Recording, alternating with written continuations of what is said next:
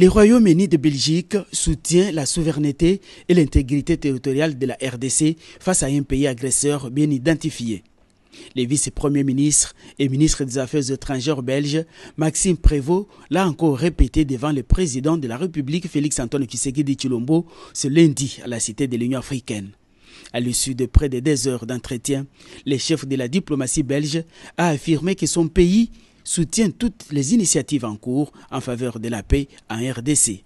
Les conflits qui se déroulent à l'est du Congo sont aujourd'hui particulièrement meurtriers.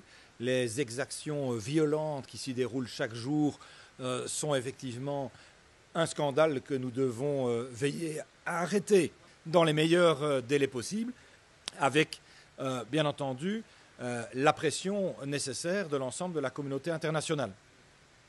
La Belgique a été très claire sur ce dossier en considérant qu'il y avait effectivement un territoire qui était agressé et qu'il y avait donc par voie de conséquence aussi un agresseur.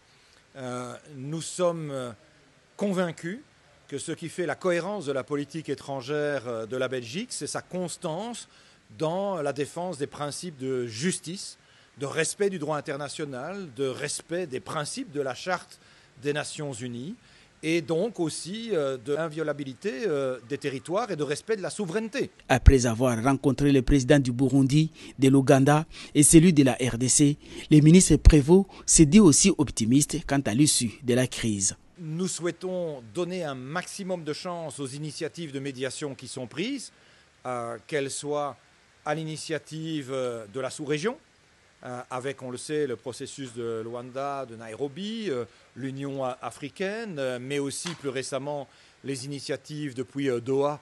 La paix en RDC, il en a aussi été question entre les chefs de l'État et l'envoyé spécial britannique. La Grande-Bretagne s'est aussi rangée du côté de la RDC. Il y a un nombre de processus actuellement qui visent, qui essayent de rechercher une paix durable. Donc, il y a le processus de Luanda, de Doha, de Washington. Et l'important est que tous ces processus soient coordonnés. Mais éventuellement, ce qui est important, c'est de trouver la paix, la prospérité et aussi la sécurité pour la région. Tous ces balais diplomatiques montrent à suffisance que tous ces partenaires traditionnels de la RDC n'aspirent qu'à une paix définitive.